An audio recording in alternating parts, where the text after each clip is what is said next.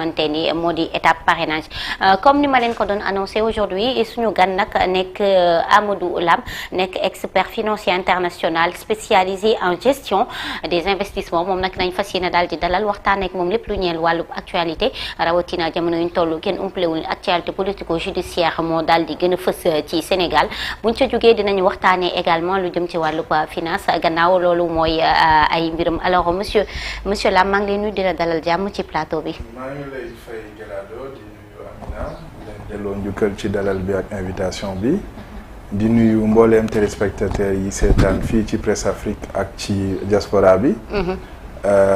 di ñu suivre à travers votre émission Midi Ken.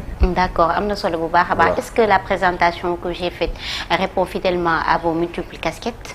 Alors xanaa ma yokk ci tuuti rek. de waa li nga wax baax na comme il est de coutume d'abord de le faire en début d'année. D'abord damay déwénati Sénégalais yi di leen souhaiter une excellente année 2024 di ñaan mu doon atum jàmm ak dal donc paix et stabilité. dëkk bi soxla na ko atum ndam donc progrès ak yokkute.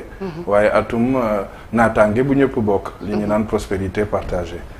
waaw wax nga ko je suis expert en international maa ngi liggéey ci li ñuy wax gestion des investissements am xam-xam ci wàllu risque d'investissement maa ngi koy def fii dollu na léegi ci ñaar fukki at ak juróom-ñeent. maa ngi koy exercer ci des grandes entreprises yu nekk foofu ci Europe sociétés yi nga xam ni dañuy offrir ay services à haute valeur ajoutée.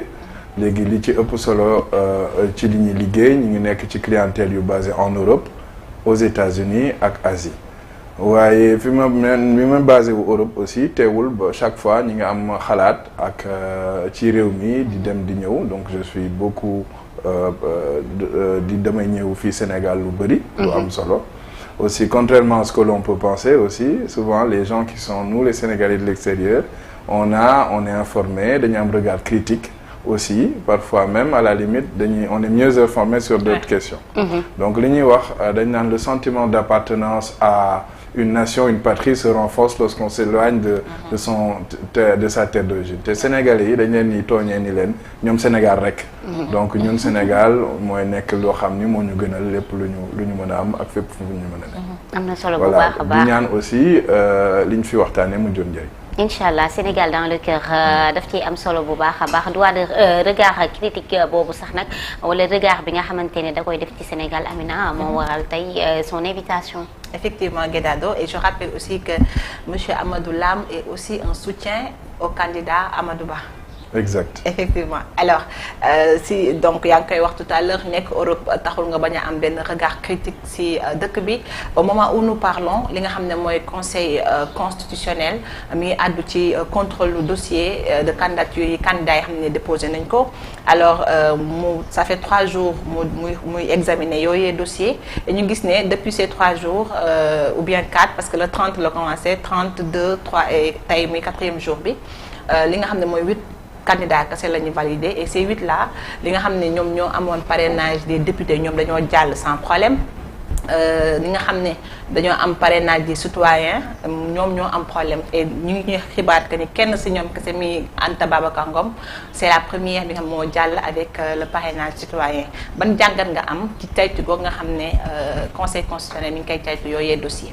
alors jàngat bi ma ci am en tant que citoyen mooy wane ni am nañu processus démocratique bu fi nekk bu dox Sénégal depuis longtemps ñu ngi def ay élections ñu ngi ci fal ay nit mu am ay alternance première alternance am na 2000 léegi ñu nga am président Macky Sall mu doxal la action di ñaan ñu wutu ko ki jël réew mi mu jël ko ci jàmm boo xoolee li may gis mooy dès le départ dañu am plus de 200 candidats déclarés ñëpp xamoon nañ ni ci 200 candidats yooyu du mu jël ñu neen du ñu dem ndax parrainage boo seetloo du lu yomb dafa metti il faut nga am moyen faut ngay déployer wu fépp ci dans au moins 7 régions nga am plus de ci diaspora bi du lu yomb donc au fil du temps yi day gën di tege boo weesoo loolu il faut nga aussi nga am moyen pour am caution et cetera donc ci la ñu jógee 200 dem ba 93 waaye li ñëpp xam aussi mooy man li ma jàpp mooy une dizaine de candidats la ñu am in fine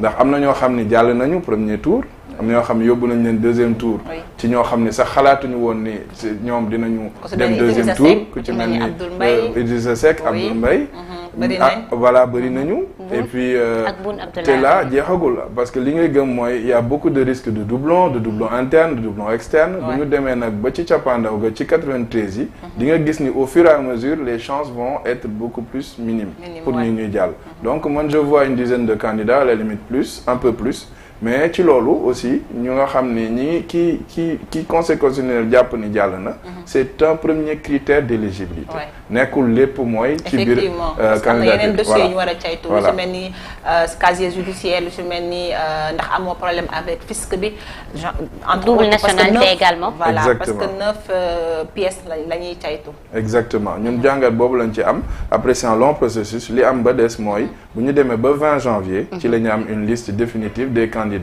officiellement déclarés ñu dem wutu baatu réew mi. D'accord alors ce candidat di Amadou Ba moom kese moo déposé li nga xam ne mooy parrainage des élus locaux tey mu war a jàll alors est-ce que vous êtes optimiste? Alors plus qu'optimiste.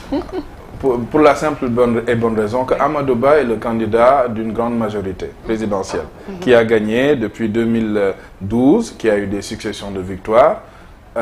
Il a un appareil derrière lui. Et puis c'est un candidat qui aussi, à travers cette élection, de cette possibilité d'avoir plus de 120 élus locaux, des maires et présidents de collectivités territoriales, day wane ni aussi ancrage ak capacité bi mu am pour déployer wu loo xam ni quasiment moom rek ko fi am. Je rappelle sur plus de 600 maires moom moo am plus de 550 ci élection yi mujj. Donc wane de pour man c'est un message aussi. Au-delà du fait qu'il a eu une adhésion spontanée ci parrainage yi, on parle de plus de 3 millions de parrains, mais dafa wane ni moom il a un ancrage local avec un appareil qui est déployé sur l'étendue du territoire, mais aussi au niveau de la diaspora. Donc awma benn hésitation ni notre candidat va passer haut la main cette étape de parrainage. Très bien, c'est une très bonne chose bu fekkee ne da ngeen optimiste ci mbir mi ni mel dans le même sillage. Amina, dès le début de cette émission bi nga toogee mi ngi koy wax da ngay apporter ce soutien ci ki nga xamante ne moo di Amadou Ba. Pourquoi vous avez porté votre intérêt sur lui? Alors man déjà je pars d'une analyse de citoyen engagé qui aime son pays. Bokkuma déjà je tiens à le souligner par preuve d'objectivité et de transparence que bokkuma APR bokkuma dans aucun parti. Voilà, c'est un engagement citoyen. Dama nekk nit koo xam ne dafa bëgg réewam comme beaucoup d'autres am jàngat ci ni réew mi di doxee depuis quelques années. Surtout nag ci depuis 2021. Dëkk bi nekk ci ay guddi yu bët setagul ñut ñi tiit loo xam ni musuñu ko gis fii ci Sénégal mu noonu nag ay concours de circonstances yu bëri climat politique. Donc man le président Amadou Ba gëm ni c'est d'apporter mon soutien parce que c'est un homme d'État. Pour moi c'est l'homme du pays. Parce que gëmuma ni Sénégal li tax muy dem aujourd'hui c'est une candidature de rupture et de radicalité. Dire ça lépp baax na on n'a plus rien à faire. Dire ça veut dire qu'il faut un homme de consensus, un homme d'une très grande qualité avec des attributs. Son parcours d'homme bi mu jàll fépp fu mu mënti jàll il a eu de très bons résultats à la fois en avec DGID. Il a été aussi là un grand artisan du code des impôts bi ñuy utiliser tey jii en tant que ministre des Finances, ministre de l'économie, du plan et du budget. Il a eu les plus belles années surtout de 2014 jëm ba 2019 avec des périodes de forte croissance yi tax ni le phase 1 PSE bi moom moo doonoon donc opérationnalisé. Amadou Ba aussi nekk nit koo xam ni il a très bonne image à la fois au plan international mais aussi national. Am na crédibilité am na candidat parce que dëkk aussi bu ñu yaakaar ni mën nga toog rek xalaat toujours en autarcie maanaam ci sa biir réew. Faut toujours nga xam ni booy doxal réew mi on vit dans un monde boo xam ni c'est un monde d'économie de marché un monde bi nga xam ni lépp looy def dafay am impact ci yeneen réew mi. Donc moi je trouve que il a l'envergure, il a l'image. Il a aussi une fibre socialiste, contrairement à ce qu'on peut pas. Amadou nit ku am na fibre socialiste. Au-delà du parcours d'homme d'un enfant de Dakar, am aussi une expérience en tant que Dakarois, fils de Sénégalais et de Sénégalaises, boo xam ni am na jaar-jaar bu war a mën a tax mu comprendre fi àdduna bi toll. fan la ñu mën a dem. et puis am ay valeurs.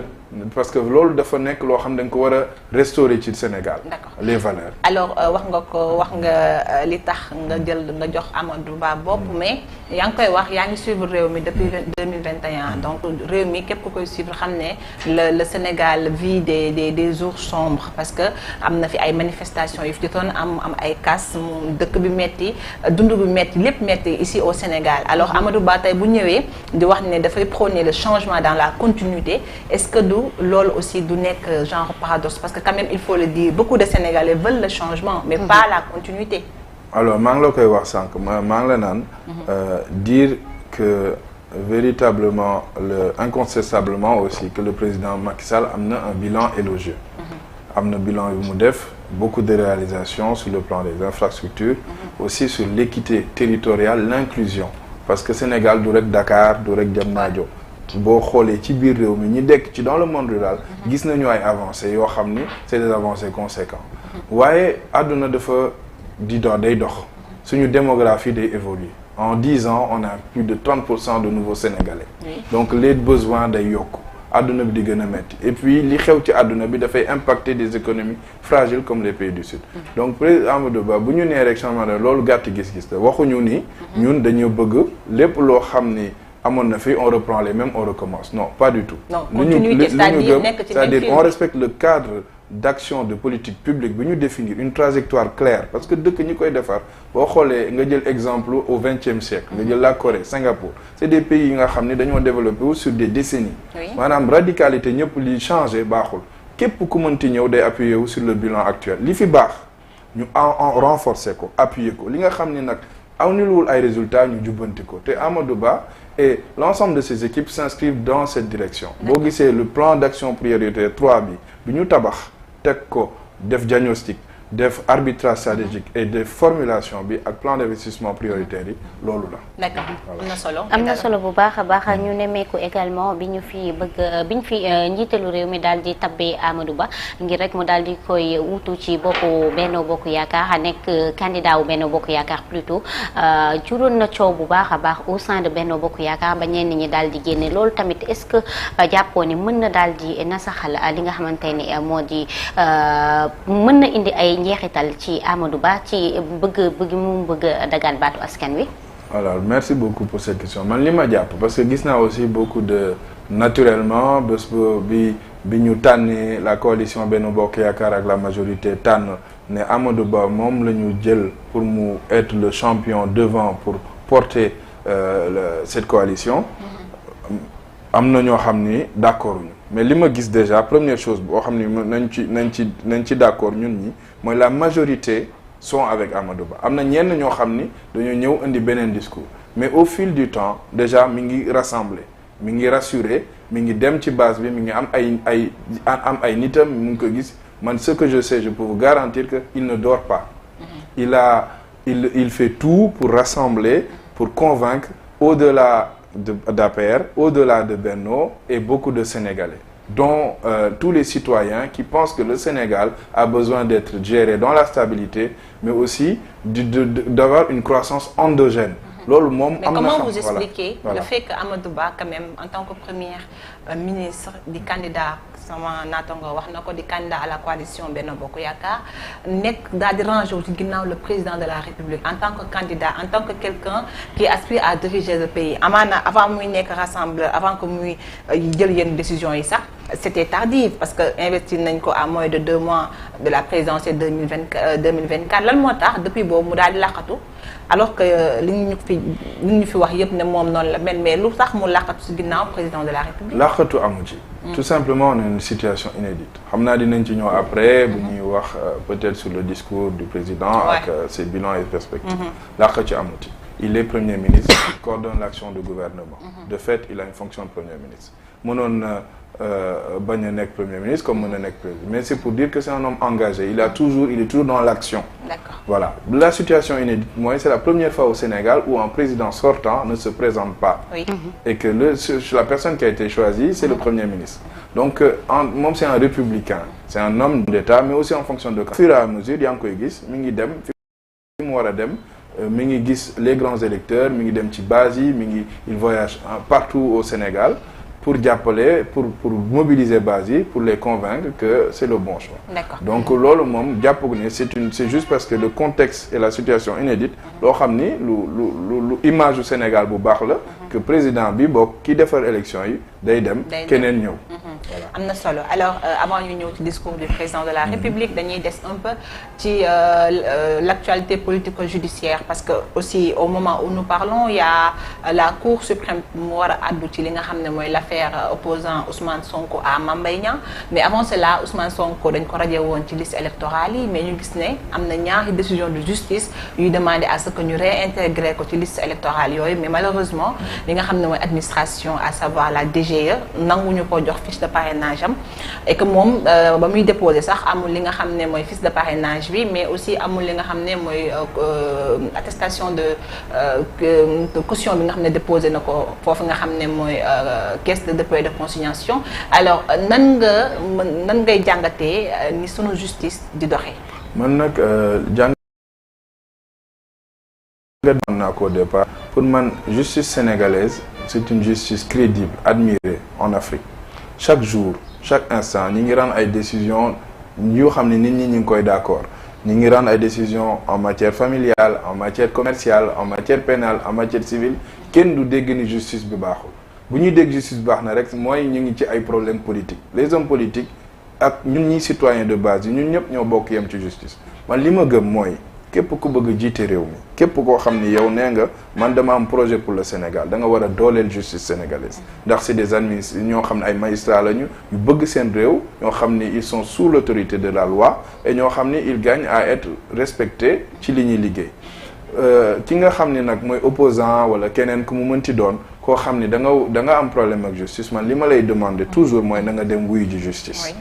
Premièrement. Deuxièmement nañu respecter aussi les procédures yi xam naa ni am na ay décisions au niveau du tribunal d'instance mu ñëwaat cour suprême ñëwaat kasewaat ko mu demaat tribunal d'instance de Dakar ñu kasewaat ko il y a un débat boo xam ni c'est partagé ñii ne nañu c'est une décision à exécuter immédiatement ñii ne nañ dañ ko war a cour suprême daf ci war a àdduwaat loolu déjà c'est un premier point donc man je suis pas expert du droit mais je sais que ni nañu bàyyi les décisions de justice ñu daan deuxième chose mooy wàllu Mame Mbaye Niang boobu aussi ça suit son cours tey dinañu am li xew mais bu ñu amee li xew it aussi dëkk bi nekk ci jàmm ñu continuer procédure yaa ngi koy wax ne nga justice bi ni muy doxee baax na alors j'en suis sûr que ni depuis là où vous êtes en Europe instant bi nga xam ne manifestation Sénégal yi amoon na fi amaana nekkoo fi woon mais gis nga ni on a arrêté beaucoup de personnes on parle de plus de 1000 personnes yi nga xam ne ñoo ngi ci loxo yoon mais mu mel ni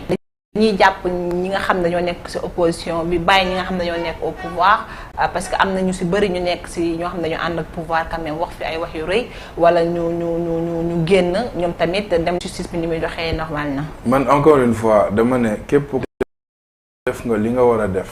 amoo problème ak yoon du ñëw ci yow demoo ci yoon kii demul ci yoon. et am nga droit nag wax say avis. mais toujours nañu nekk ci discipline.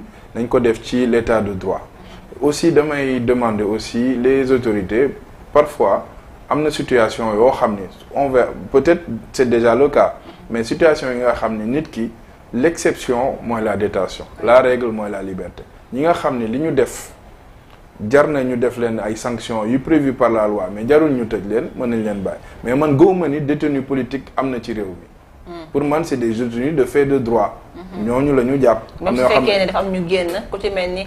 Diomaye Faye di candidat benn ci candidat waa Pastef mais moom dafa génn nag joxe xalaatam ci li wàllu magistrature ñu jàpp ko est-ce que. jàpp nañ loolu du détenu politique. boobu nag man je pense que li dal Diomaye Faye dafa mel ni moom dañ ko njëkk a jàpp ci lenn ensuite mu amaat leneen lu ko procureur di toppee. loo xam ni juge bi de fait.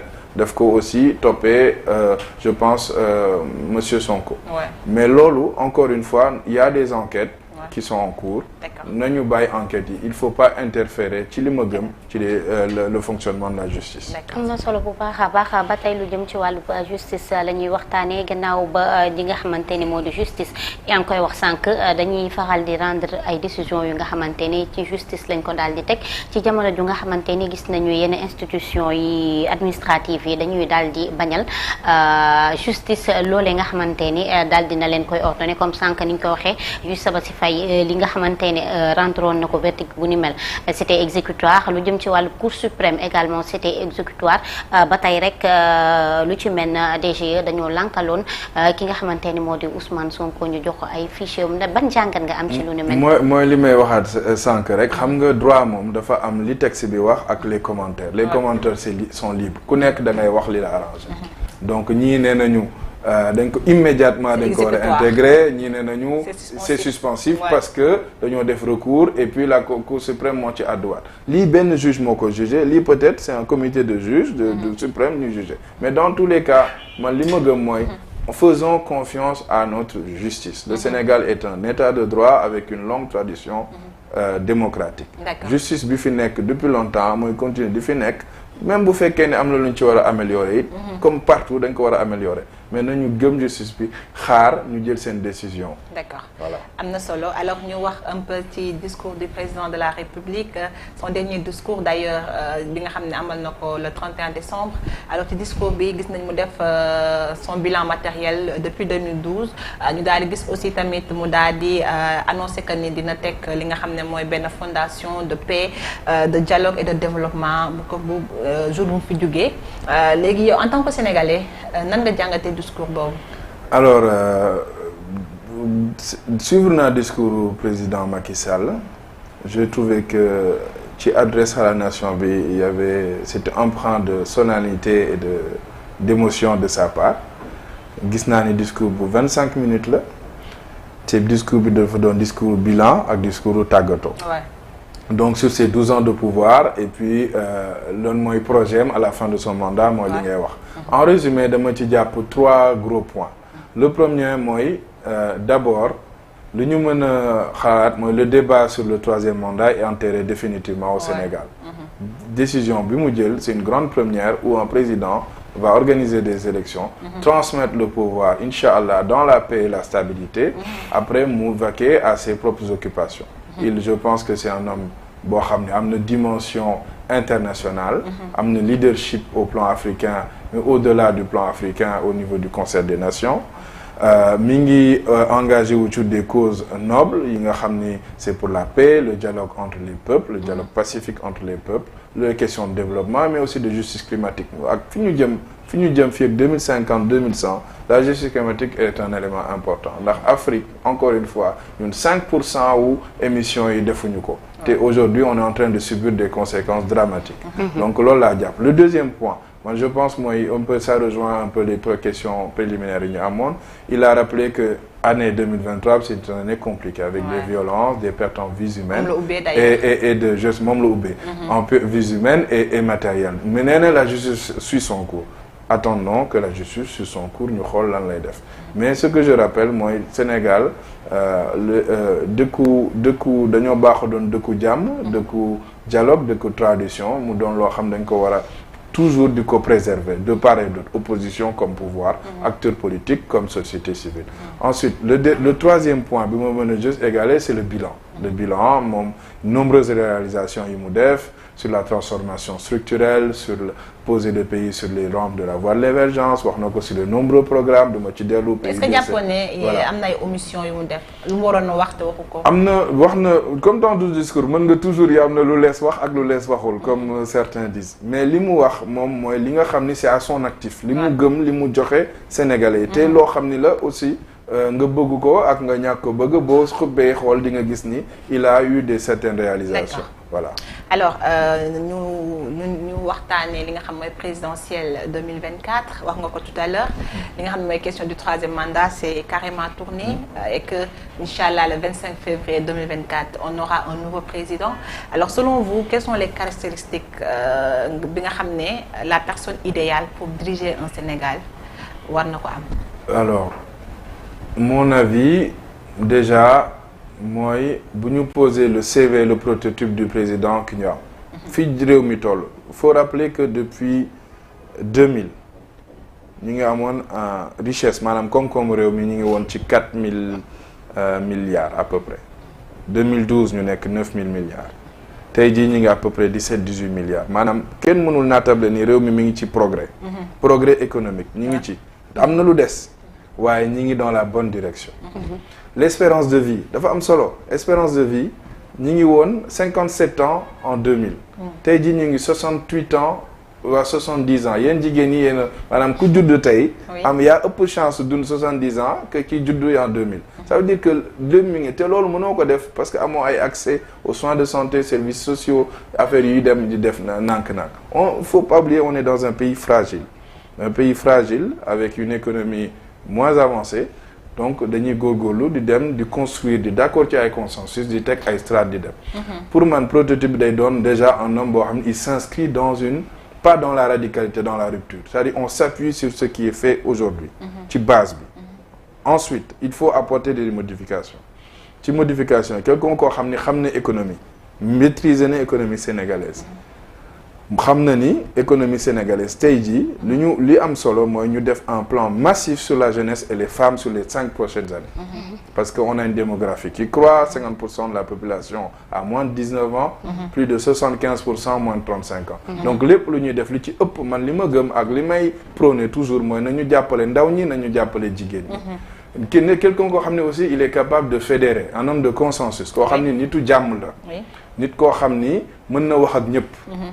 loolu am na solo nit koo xam ni xam na nu valeur Sénégal am na taarixu Sénégal te mën na jële Sénégal d'un point A yóbbu ko d'un point B mooy am na vision am na vision et aussi am na amour pour son pays voilà quatrième chose bi mooy aussi troisième chose bi su ma juumul wala quatrième bi mooy ki nga xam ne aussi au plan international dina défendre Sénégal ak Afrique loolu aussi dafa de koo xam ni am na discours boo xam ni c'est pas un discours populiste c'est pas xam nga luy am solo mooy ñu xam ni le génie sénégalais c'est important production du savoir négation négation de l'intellectuel dafa loolu baaxul fanatisme baaxul day delloo nit ginnaaw dëkk yi ko fi def yépp dañoo dellu ginnaaw boo jëlee exemple u Grèce li ñu bañoon yépp au départ ndax populisme bu ñu jekkee pouvoir ils ont fait le contraire donc ci quelques caractéristiques yi nga xam ne gëm naa ni le président am war na ci góorgóorlu. Alors d'accord je vais pas vous demander le meilleur profil parce que vous soutenez Amadou Ba mais gis nañ ne candidats yi bëri nañ quels sont selon vous les bons profils parce que quand je vous demande le meilleur profil quand même vous allez me dire que c'est Amadou Ba mais les bons c'est-à-dire vous me donnez 2, 3 des hommes d'État il faut des hommes d'État des gens qui sont convaincus que notre République le Sénégal notre premier investissement lu ñu gën a am solo ci ñun mooy la paix et la stabilité d'accord lépp lu ñu mën a def luy renforcer paix ak stabilité nañ ci nekk rassembler les Sénégalais unir les Sénégalais ci une communauté de destin maanaam ñooy xëccandoo ñooy dóorandoo lu la wokk xurima comme on dit voilà donc un homme d'État un homme qui a aussi une expérience dans la gestion de l'appareil d'État man loolu laa gis donc ça peut être Amadou Ba Inch'Allah man loolu laay ñaan loolu laay liggéey te loolu laa bëgg mu am te Inch'Allah loolu mooy am mais pour man le profil il faut toujours un homme d'expérience un républicain un homme ki nga xam ni il est capable encore une fois d'unir les Sénégalais. D'accord.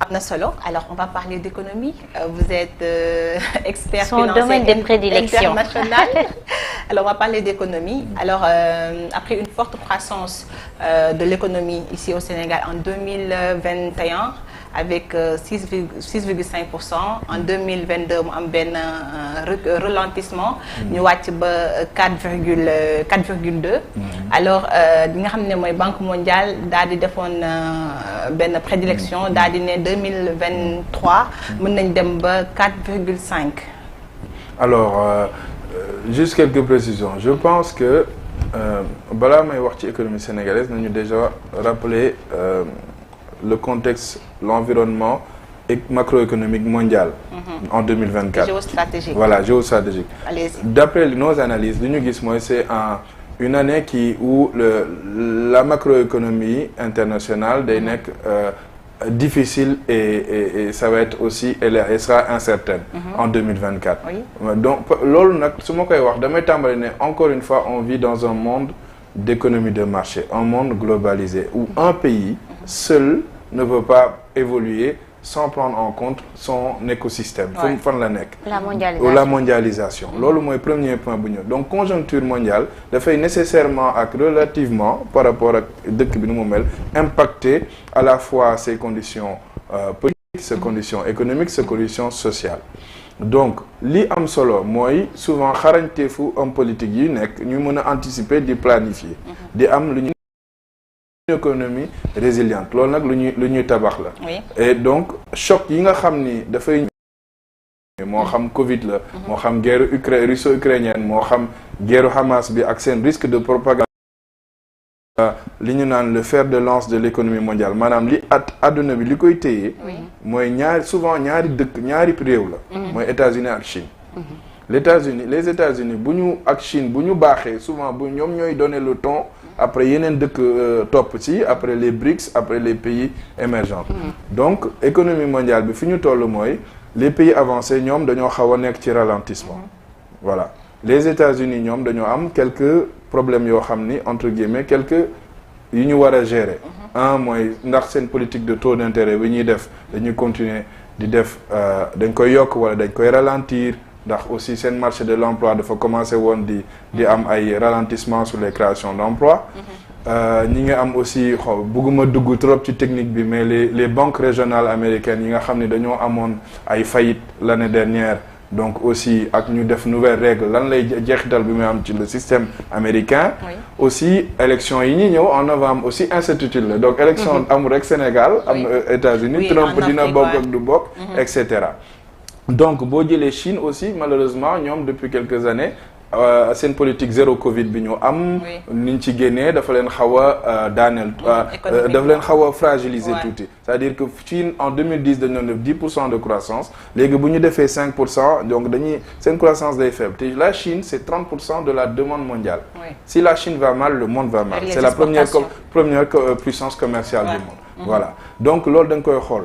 Ensuite li ngay xool mooy les BRICS parce que les BRICS tu as Brésil Chine Inde et cetera lu ñu gis mooy. y a un flux massif de capitaux yu jógee maanaam koom-koom xaalis bu jógee Chine dem Inde. ay dëkk Asie du Sud parce que Inde nekk na puissance boo xam ne ngi développé wu. boo xoolee 2024 ñoom ñu leen projeté à peu près à 6,5%. donc ci croissance mondiale boo xam ni nee nañu dina nekk autour de 2,9% maanaam croissance mondiale bi du am doole torop ndax boo xoolee ci les 20 dernières années à peu près dañuy nekk autour de 3,8% 4%. bëgguma dugg ci débat technique bi expliquer. Voilà. Le fait que en fait Banque mondiale dafa defoon prévision pour le Sénégal que dinañ am 4,5 alors que ni ANSD dafay wax ne ñun 4,5 la ñu am alors que Banque mondiale pour 2023 bi dafa waxoon dañuy am 4,7. à peu près man li ma selon nos analyses nag après Banque mondiale FMI man li ma gis mooy sur l'année 2023 déjà. on sera à peu près à 4,2 man loolu laa gis pour cent. En 2021 je doon ko woon à peu près 6,1 la woon pour cent. Parce 2020 parce que dañoo encore une fois loolu mooy wane ni macroéconomie dafay am solo économie faible yi lépp lu am ci chaîne de transmission bi lépp choc exogène bu am maanaam choc lépp loo xam ne jafe-jafe la bu nekk ci àdduna bi ci réew yoo xam ne amul doole noonu dafay impacter moo tax nag état bi man gëm naa ni loolu c'est une bonne mesure jël 750 milliards def ko ci subvention au prix mënoon na gën a metti en 2022 jëlaat 600 milliards ci budget 2023 bi def ko pour wàññi dundin bi waaye loolu solution temporaire la solution bi am solo mooy ñu def politique boo xam ni lépp lu ñuy mën a di suñu dundin gi lu ci ëpp di jóge ci biir réew mi maanaam ñu yokk bay dundee et puis di dundee li ngay lekk di lekk li ngay dundee alimentaire au Sénégal am un secteur privé performant maanaam li may bëgg mooy incha allah bu Amadou Ba jëlee réew mi ñu def ay politique yi nga ak ay mécanismes d'innovation jël partenariat public privé gën ko yokk contenu local ñu gën ko yokk investissement prioritaire les jeunes ñi nga xam ni jàng nañ am nañu xam-xam ñu def politique d'incubation ci ay start-up l'ère du digital alors le rapport 2023 sur la situation économique du Sénégal dafay en fait dafa prévenir dafa def ay prévisions. di xamal que ni 2024 suñu budget suñu croissance économique sur le PIB dina nekk 9,9%. selon vous loolu fan lañ ko teg. 9,2%. dafay jógee en fait 4,5. Exactement.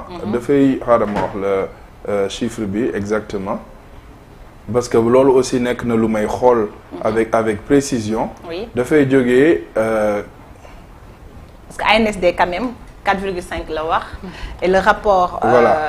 sur la situation économique du Sénégal 9,2% la. en fait lu tax mu wax loolu. c'est pour man jàngat ko yomb na. oui mooy croissance hors hydrocarbures. oui en 2023 amuñu dañoo yaakaaroon ne dañuy am déjà l'arrivée des recettes liées à l'exploitation du pétrole et du gaz. Après ak Covid bi ñu décalé ko. donc 2023 ñu dem 2020 mais ci 2023 bi on est à peu près à 4,1% de croissance. loolu mooy li nga xam ni 2023 loolu la ñu yaakaar. mais 2024.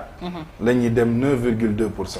pourquoi parce que ci économie bi dafa am li ñuy wax secteur tertiaire secteur secondaire ak secteur primaire. mais secteur primaire bi. toujours bay bi pêche bi élevage bi aquaculture bi nekk na 17% ci suñu koom-koomu réew. loolu mi ngi continuer ñu ngi ciy def effort. waaye li changement majeur bi moom mooy production dina def plus de 20% ci d'effort de performance ci secteur secondaire bi. foofu nag production pétrole bi di ñëw.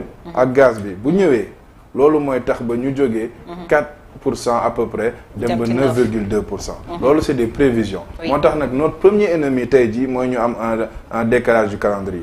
donc li ñuy pétrole bi ñuy ak gaz bi ñuy togg ci Sangomar ak GTA.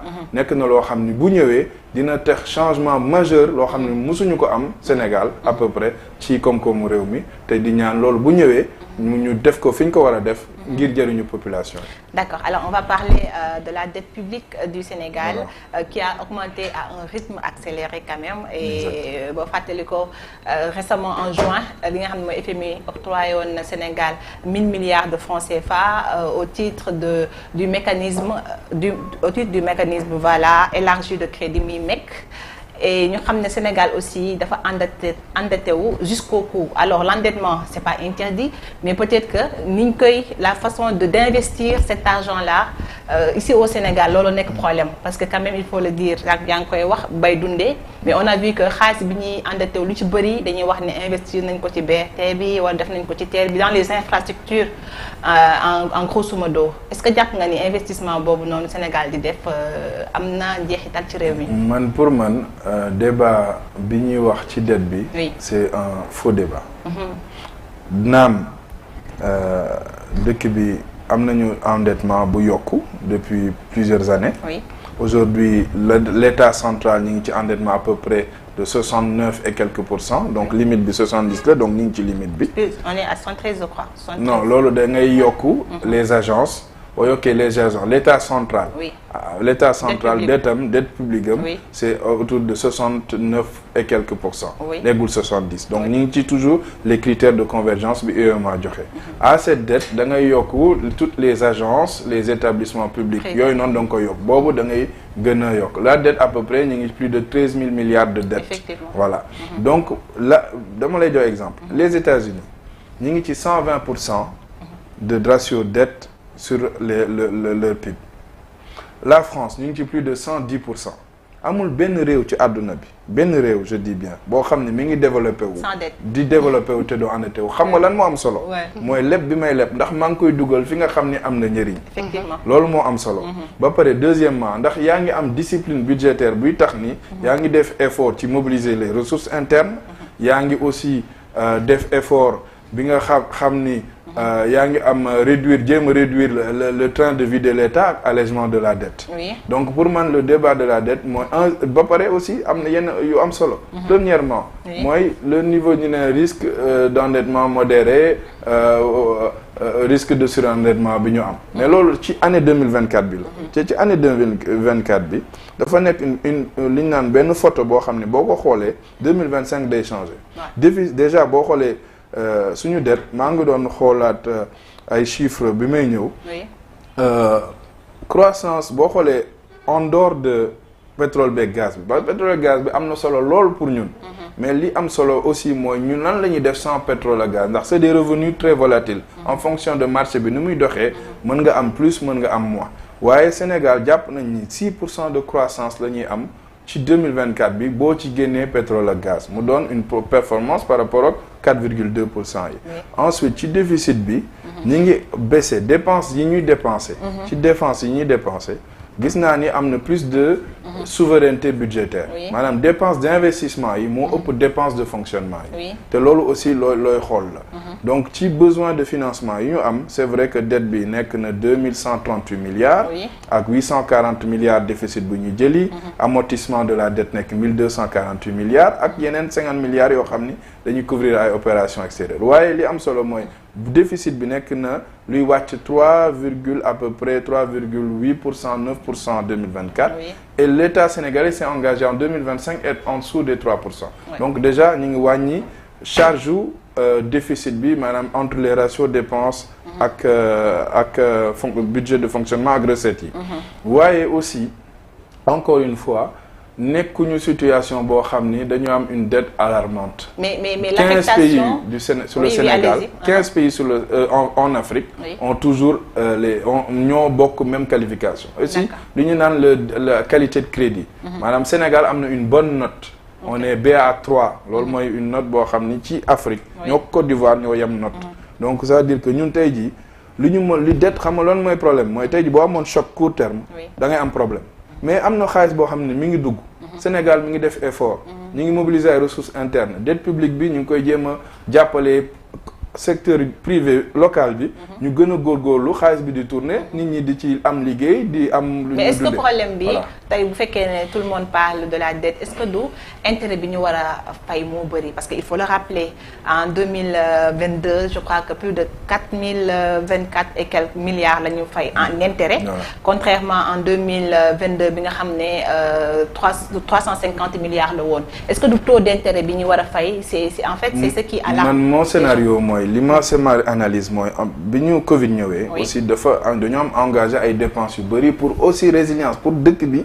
ñu mën a dund donc dañoo taxaw sinon bu ñu ko deful woon Sénégal am nañ pour performance boo xam ni bi Covid jotee 2019 2020 on n'est pas entré en récession c'est-à-dire que croissance était toujours positive. quand le monde était à moins 3,1%. donc ça veut dire que l'économie sénégalaise même bu fekkee am na jéego yu ñu def c'est une économie résiliente ñu ngi ci yoon bu baax encore une fois la trajectoire est bonne il faut renforcer nos capacités et apporter une croissance endogène ci suñu biir dëkk maintenant li ngay wax noonu la dette xam nga lan toujours pour man le débat mooy l'emploi des ressources mais c'est pas le problème le problème c'est nan la ñuy def ci dette bi la ñuy def ndax fi ñu koy def voilà fa ñu koy def baax na ñu ngi investir aussi il y a des sociétés comme Petrosen yoo xam ne dañoo leb lu bëri l'affectation de ces ressources là fi ñu ko def baax na man pour man c'est tant que c'est dans l'investissement tant que c'est pour le legs intergénérationnel c'est pour les générations futures baax na tant que ñu ngi koy def ci parce que dette bi aussi fan lañ ko def ñu ngi ko def ci transport de masse yi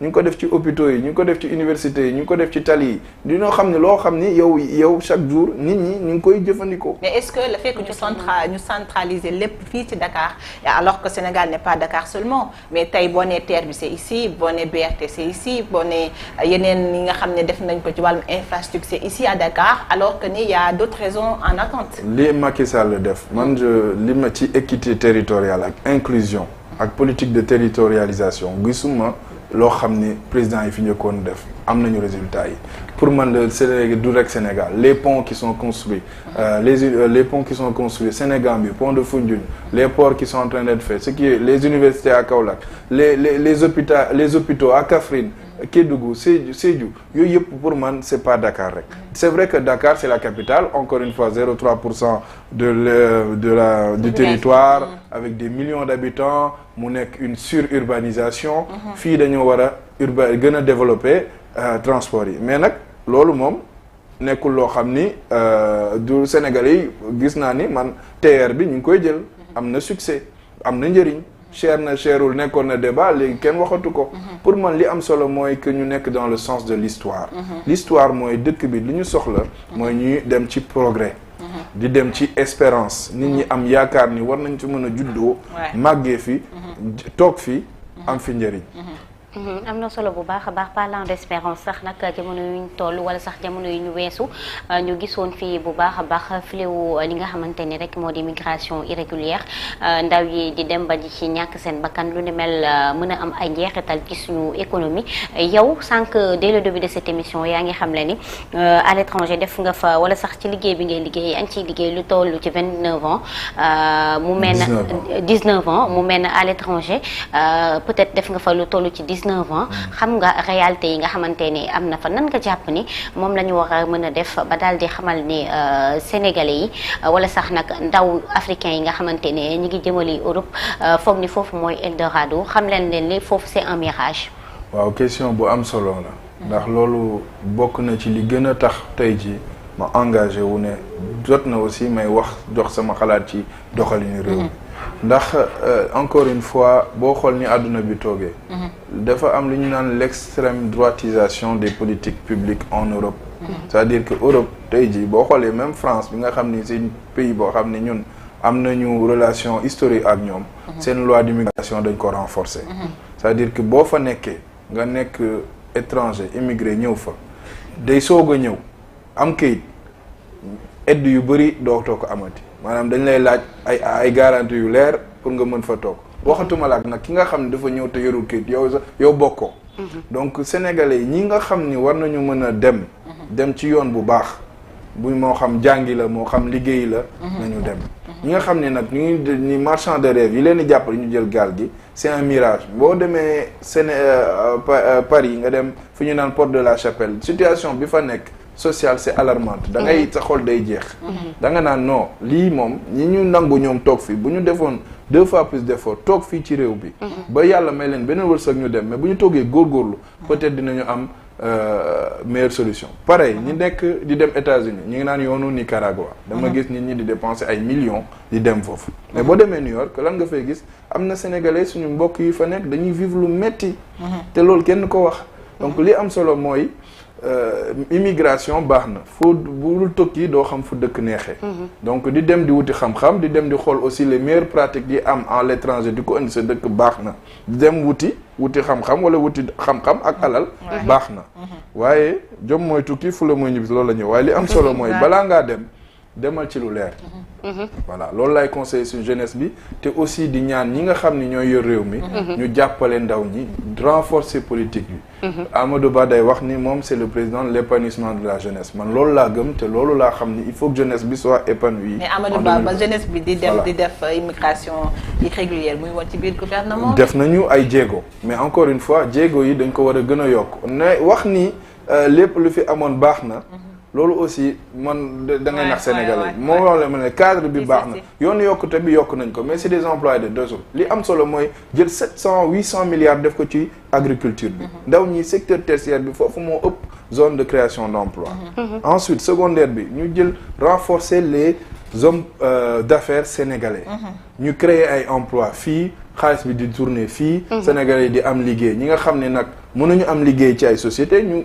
wut jàppale leen ñu créer renforcer les structures de l'État renforcer les initiatives privées ba pare promouvoir l'investissement privé loolu laa gëm le moteur de la croissance c'est l'investissement mooy tax nga mën a am un meilleur partage entre le capital et le travail mais bëgguma dugg ci ay détails techniques mais foofu la action bi nekk justement parlant d'investissement ñu ne meeku également parallèlement ak li nga xamante ni moo di migration irrégulière dañuy faral di ne meeku ay fuite des cerveaux ndax Sénégal lu ci bare ñi gën a xarañ ñeen lu jëm ci wàllu njàng mi dañ leen di rek daal di yóbbu lu ci bare sax nag état bi moo leen di may ay bourses ñu daal di jàngi jee à l'étranger te lu ci bare nag sax nag bu ñu tekkee foofu la ñuy tekkee daal di fay toog daal di fay seen xarañteef ñu daal di koy wane ci yooyu la dëkk est-ce que jotul ñu daal di def li nga xamante ne moom la ñuy faral di dippee retour d'investissement def sensibilisation ngir sénégalais yi nga xamante ne dem nañ jàngi ñu dellu si waat dans leur pays servir leur nation.